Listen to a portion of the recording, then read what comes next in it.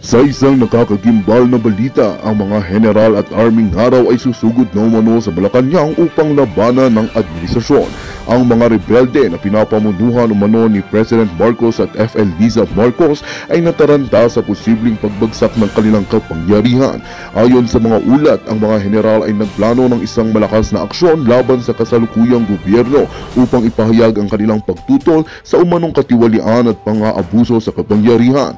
Sinasabing ang galit at ang pagkadismaya ng sambayanan ay ang nag-udyok sa mga ito upang pumilos. Sa kabila ng mga hamon at panganib, ang mga rebelde ay determinadong ipaglaban ang kanilang paniniwala at itaguyod ang tunay na demokrasya. Ang darating na mga araw ay tiyak na magiging mapangangib at puno ng tensyon habang ang dalawang panig ay maghaharap sa isang masalimuot na laban para sa kinabukasan ng bansa.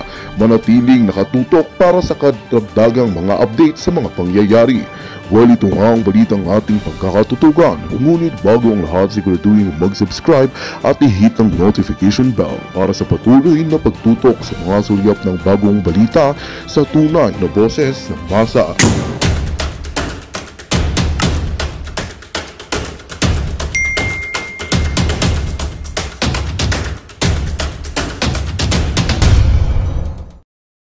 Sa work about the war that BBM is waging against China.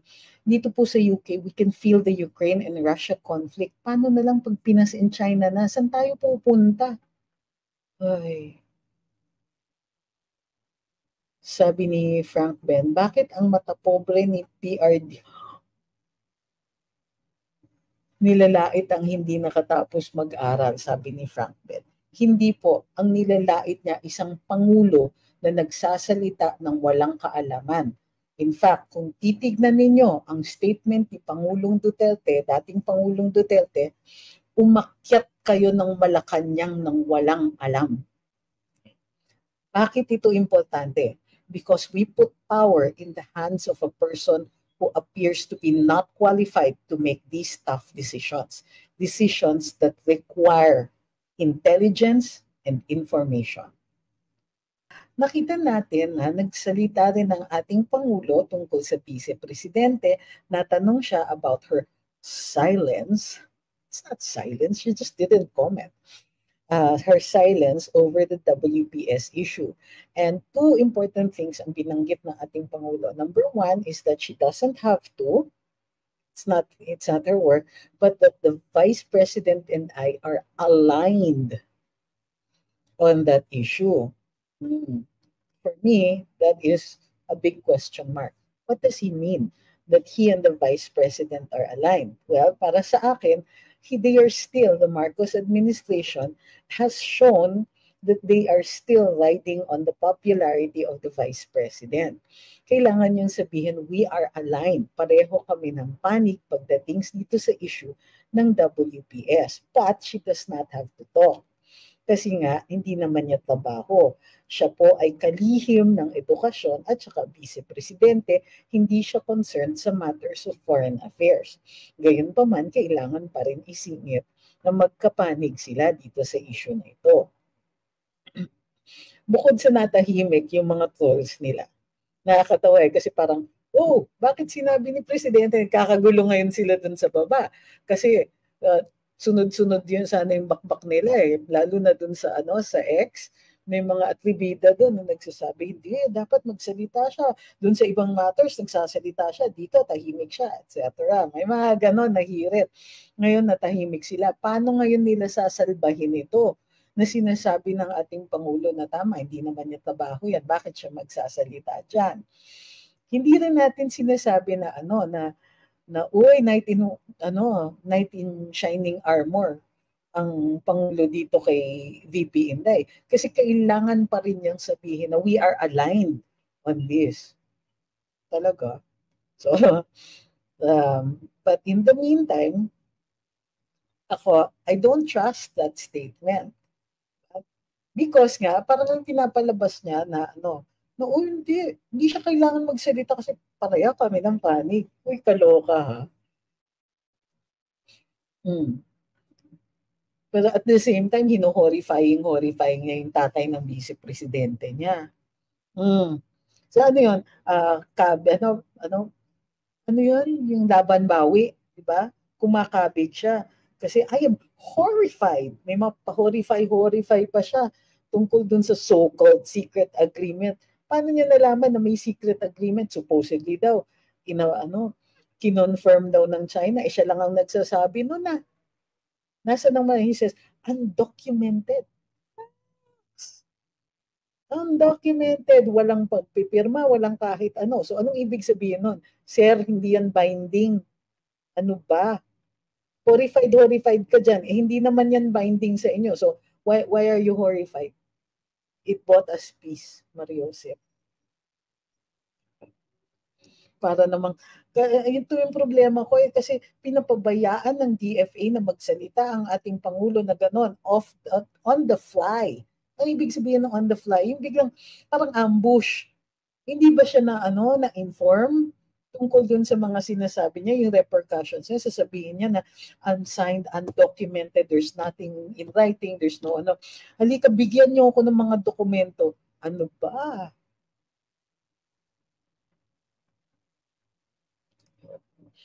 Bigyan ng dokumento. Akala ko ba undocumented?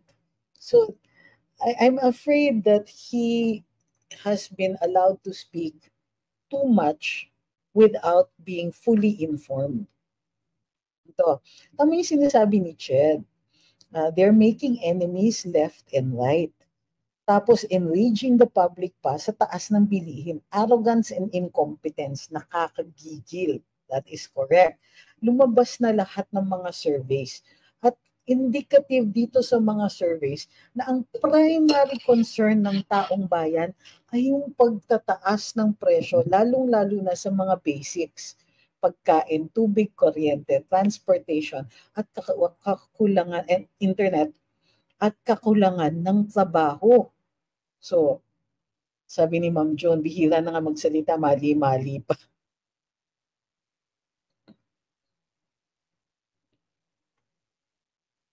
So, since yun ang first sa isip ng ordinaryong mamamayan, kailangan naririnig din nila, kung leader ka talaga, kung magaling kang leader, i-address mo sa taong bayan yung mga concerns na ganyan. Eh, nasa na yung pagka-address na yun? Nasa na yung pagsasagot dun sa mga concerns? Thank you, Kim. Sabi ni Ma'am Mina, goal ng TRIPS is useless. Economic gains. BBM must realize his surname has a stigma globally. Sabi ni user 34576, what are the criteria of treasonous crime? Kailangan may gera po. And, we don't even use, pag treasonous, that is an adjective. So, treason is the crime. So, treason requires war. So, nasa na po ang, anong sinasabi niyo? And why are you asking about that? Sabi ni Ma'am June, malakas loob ni Lagdameo because his Lolo Florendo contributed to FPRD's campaign. Pero hindi rin sila ininda, remember? Natalo nga yung kaso nila during Duterte's time. And in spite of the fact that contributor ang mga Florendo sa campaign ni Presidente Duterte, hindi pa rin sila nainda. Eh kasi nga kung mali, ito yung mali. Sabi ni Mark De Jesus, hindi po kaya alam ng Presidente na yung mga ginagawa niya at ng kanyang buong administrasyon will kill the entire career in politics of all the Marcos clans in the future. Okay. Sabi ni Floren naman, parang everyday akala natin wala nang worst pa sa ginagawa ng admin, pero they're outdoing themselves every day. Ay, grabe. Ay. Uy, Floren, namimiss ko yung mga hirit mo, ha? Kasi hindi nakikita sa sa Carapola. Meanwhile, sabi ni Infomaniac, ang ganda ng interview mo sa Pilipinas kung mahal. Very scientific, very patriotic. Tama si PRD ko, konti ang nasa government na servants because di nila alam ang feeling poor. Oo, yun na nga din yung inaano natin. So, babalik tayo dun sa yung sa iniinda natin. So, may mga ganito. Yung kaso ni Gov. Edwin is indicative of how elitist the mindset of this government is. Grabing pagka-elitista. Tignan mo, kinakaya nila si Gov.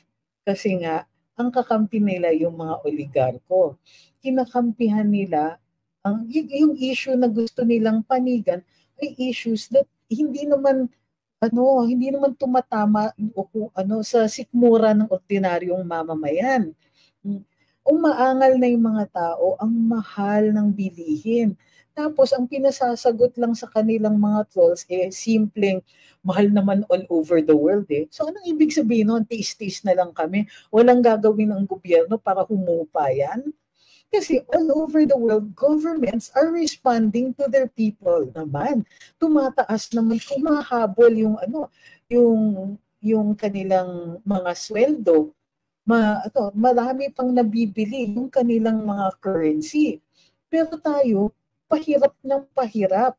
Hindi man lang inaayos yung mga polisiya para kahit paano maibsan naman yung paghihirap ng mga tao dun sa high prices.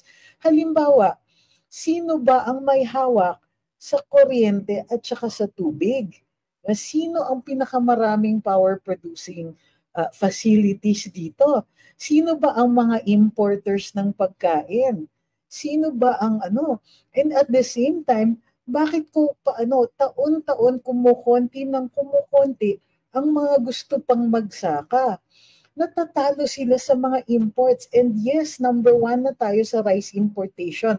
Hindi nyo ba natatandaan? Late last year, sinabi ng Pangulo, sige, bumaba ang presyo ng bigas. Tataasan niya yung quota, damihan daw yung pag-import. Hinikayat niya yung mga friendship na mag-import daw ng marami para bumaba ang presyo. O ano nangyari? Binigyan natin ng malaking puwang para makapag-import ng bigas pero nagmura ba? Pansin nyo, in this year alone, 3 beses tumaas ang presyo ng bigas. So, of course, ang pinakamahal yung nasa 60. Pero yung pinakamura, wala na, nasa 56, 58 pesos. Paano yan? Hindi man lang na kinalog o kinukulit ang mga billers. Billers lang naman sila, hindi naman sila concessionaires eh.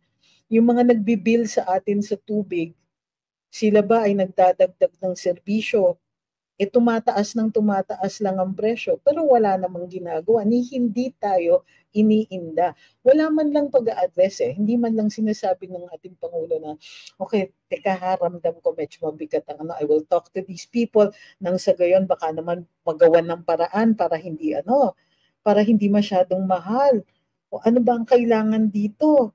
Hindi ba pwedeng kayo naman, oligarchs, maghigpit-higpit naman ng konti ng sinturon para yung mga tao kahit paano may konting mararamdaman na hindi man lang tumaas ang presyo. Pero hindi, he wants to play toy soldier. Alam ko yan. Alam natin na base dun sa nung binata pa ang ating Pangulo, mahilig yan sa so pinadala yan, nag-training yan sa mga Scout Rangers, sa iba't ibang mga elite. Ang hilig sa elite, sa mga elite group, sa military. Medyo yung mga kwento noon ay mga mahilig talaga si current president natin nung binata siya. Ang hilig niya talaga dun sa baril, sa mga military toys and all that. So ngayon, he's what? Parang tuwang-tuwa siya. Gray ships tayo dito ng US, ng Australia, parang tuwang-tuwa siya. Pero hindi niya iniisip na may repercussions yan. So ang tanong, bakit tama si Presidente Duterte? It's a question that we have to ask. Ang China, no matter what they say, tama, ayaw natin na inaantala tayo sa ating freedom of navigation. at saka dun sa ating EEZ. Ayaw natin ng ganon. But they use Coast Guard ships. They're very careful about that. Ang US, walang pakundangan. Talagang Navy pinadala.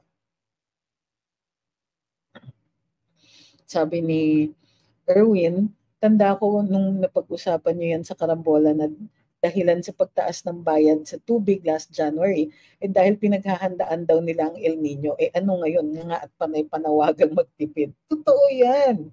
And they have done nothing.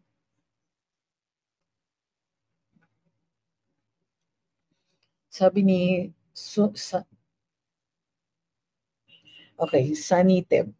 Suniteb, wala po silang plano para sa lifetime solution sa kahirapan kasi gagamitin nila sa kanilang campaign ng PI na ayuda na yan ang pinagsasalpak sa mga pagmumukha nating mga mahihirap. Totoo yun. And the problem is, kaya kahit yung mga mahihirap, hindi na rin nila kayang bentahan. Tinatanggap na lang yung ayuda pero alam nila na in the long run, maghihirap din. Kumbaga, sige, nagdi-distribute nga kayo ng pera. Akala nyo, ganun mukhang pera lang talagang Pilipino. Hindi tayo maniningil sa kanila ng Nasaan yung mga developmental projects nyo? Nasaan na yung karagdagan na na yung Build Better More? Ano na nagawa? 2 taon na, lahat ng ini-inaugurate ninyo, puro mga naumpisahan pa ng panahon ni Duterte. Naka 2 years na, wala bang bago? At hanggang ngayon, 2 years na. Nasaan yung mga 1 million houses per year, bali 2 million houses na, or housing ang sinisingil na dapat natin dito sa ating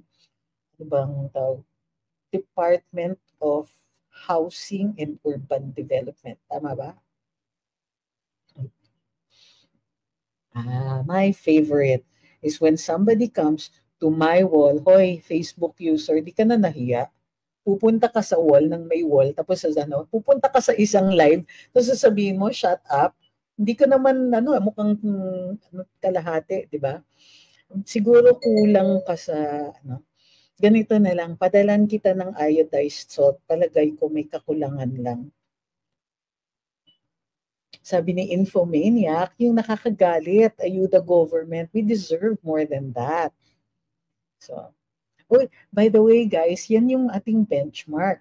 Kapag masyado ng maraming truth bombs na lumalabas dito at walang kasagutan yung ating mga trolls, talagang sasabihin nila yung mga ganyan, shut up, o pangit ka, or they'll call me other names and all that. So ibig sabihin, nakakapuntos tayo. Kaya minsan-minsan pinabasa natin yung mga trolls. Sabi ni Floren, apparently mahilig din siya sa mga fiction. Yung naging asawa niya mukhang fiction. I should really read it first before I read it out loud. Ay, nako. Sabi ni Sena, sana ma-realize ng mga tao na pansamantala lang ang ayuda, ginagamit lang para magpabango sa eleksyon. Kumbaga, advance payment para sa vote buying.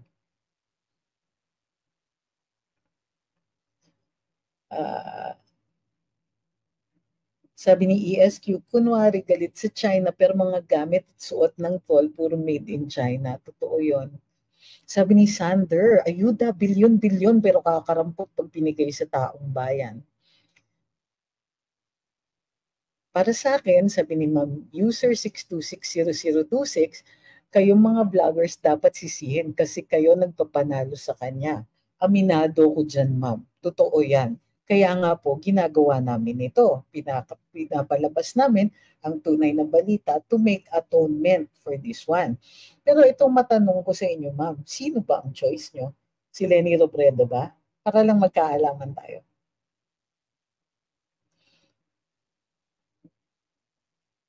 Okay. Ayan. Sabi ni Ra, ang tagal na po ng ubo nyo at pabalik-balik kayo nagsasabi na sana wag na po kayo magsinay. Hindi naman, booster. Wala naman akong booster eh. At least not recently. More than 2 years ago na yata.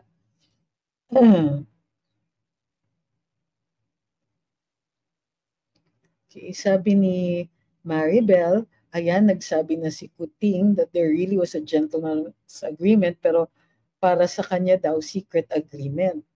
Eh, paano nga yun? Anong ipapatunay niya?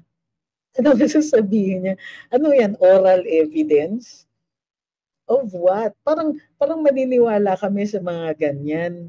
'Di ba? Yung gentleman's agreement slash secret agreement, if there is an agreement, that's binding, it should have been in writing. O paano niya ngayon patutunayan if it is not in writing? Parang kontrata yan eh. Ang alam nyo ba na sa civil code natin, kapag ang kontrata mo ay may consideration of more than 500 pesos, kailangan nakasulat yan. Yung mga resibo po natin, evidence yan ng kontrata. Okay, so pagkalampas 500 pesos ha, hindi 1,000 yan, 500 pesos, kailangan nakasulat yan. Eh ano pa kaya ang isang agreement na nagbabind ng dalawang bansa? Sabi ni Pearl Manigo, yung mga nagtatanggol kay Vang sa FB or YouTube, mga trolls, bayaran na galing din sa kapanang bayan na sinisikmura naman ng mga trolls. Oo nga eh. Hindi ma'am, ako mahaba ang pasensya ko kasi mahirap naman talaga ang buhay ngayon gawa nga ng ating administrasyon. So yung ibang mga trolls talaga kumakapit na lang yan sa patalim. Kahit ayaw nila, gagawin nila ito kasi binabayaran sila. Hindi naman yung mga trolls naniniwala sa sinasabi nila kasi nga kahit sila nararamdaman nila yung sama ng pagtakbo at yung hirap ng panahon. Sabi ni Patricio, nagpaliwanag na si FPRD na walang secret agreement. Bakit ganyan mag-isip? Eh alam niyo ito nga yung problema. Si Presidente Marcos, hindi po siya sanay sa bardagulan. Hindi siya marunong noon. Masyado siyang alta, kumbaga. So, kung gusto niyong makisali sa bardagulan, katulad ng pagka-horrify niya, dapat handa siya sa sagot. O ayan, nasagot siya na second year college ka lang. Di ba masakit yung mga ganon? Sabi ni Damon, kami mga moderator, maiksi, pasensya naman, kaya gurgur agad. Wala naman akong sinabing kailangan yung babaan ng standards niyo to my level. Sabi ni Fresco Daily, bira kita marinig at ng mga surotols na yan, manang-mana sa amo nilang bida-bida lang. Alam mo, ramdam na ramdam ko yung sinasabi mong bida-bida. Sabi ni Ma'am Bicolanang makulit, puros ad hominem lang naman po ang mga trolls, wala po silang magandang argument. Eh ito nga si shut up, wala nga argumento at all. Diba? Adrian, nasa Luminous Group yung troll na yon. Sabi ni Dom, panahon nila ngayon, intayin nila uli ang pagbabalik ng Duterte sa 2028. Suportahan po natin kung sino ang Duterte na tatakbong presidente. But we should not wait. Anong ibig sabihin?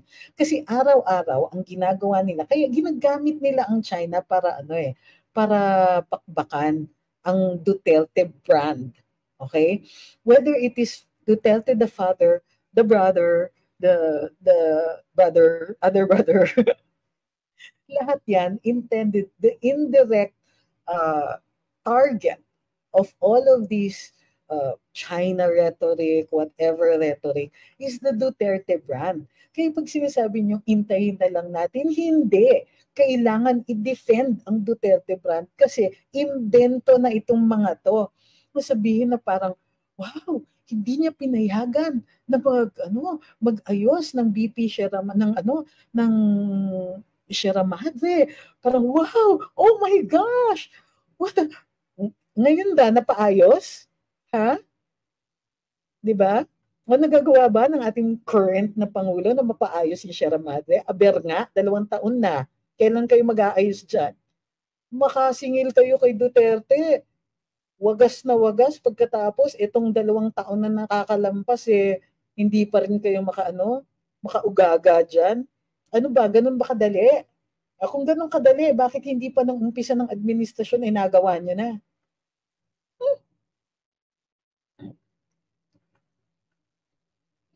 Sabi ni Ma'am Cheryl, kakatawa na lang ang mga stupid arguments ng mga trolls ng gobyerno. Nasanay na ako kaya di na ako naiinis sa mga comments nila. Di rin naman ako naiinis. Pero we must protect the Duterte brand. We will not give them any platform. Kung nasa wall sila, gurgurin yan sa wall. Dito rin, no to trolls. Panay ang labas nila ng peking balita, panay ang hirit sa mga Duterte. Why? Natatakot sila sa 2028. That's it. Itong 2025 pa nga lang eh.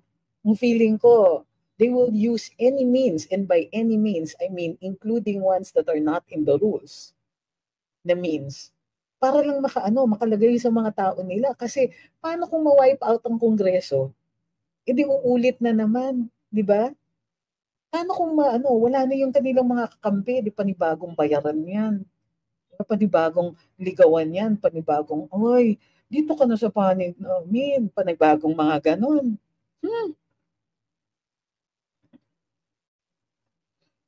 Sabi ni Romel Jeffrey de Vera, ang ganda mo po ngayon. Kayo talaga, parang low-key bashing, Ngayon, lako lang. Maraming salamat. Sabi ni Junzor, yung Japan Prime Minister, 16% na lang approval rating sa Japan. Nagmukhang clown pa ngayon sa Washington. Ay, ganun ba? Sabi ni Ma'am Baby Advincula, kaya po sana marami mag-share at mag-like ng mas maraming makaalam. Wala lang 200 ang nag-share. Baka naman po. Salamat. Sabi ni Damon, may mga accounts na din akong nagurgol sa TikTok. Black pati IP ng mobile data. Ayan. Nga and all other accounts na that they may create. So, sabi ni Marilad, nasa ng proof mo na sinabi yan? Presidente lang po nagsabi. Sabi niya, China daw nagsabi may gentleman's agreement. We don't know exactly what they said. Sinabi lang ng ating Pangulo, China said that. Nasan yung pruweba niya? Is it in writing? Was it recorded? Ikaw naman, lakas mo makapagpaniwala. Hanggang ngayon nga, hindi pa nila sinasabi kung ano na ang issue ngayon kung nagbayad na sila ng estate taxes o kung umandar na yung kaso. At hanggang ngayon, hindi pa rin niya pinapalabas yung kanyang mga documents dun sa pag-aaral niya dun sa sa Oxford pa? Code dyan? Makapaniwala naman. Roque himself claimed that there was a verbal agreement. He's lying too. He's exaggerating. Sinabi ng ating dating Pangulo, former President Duterte, that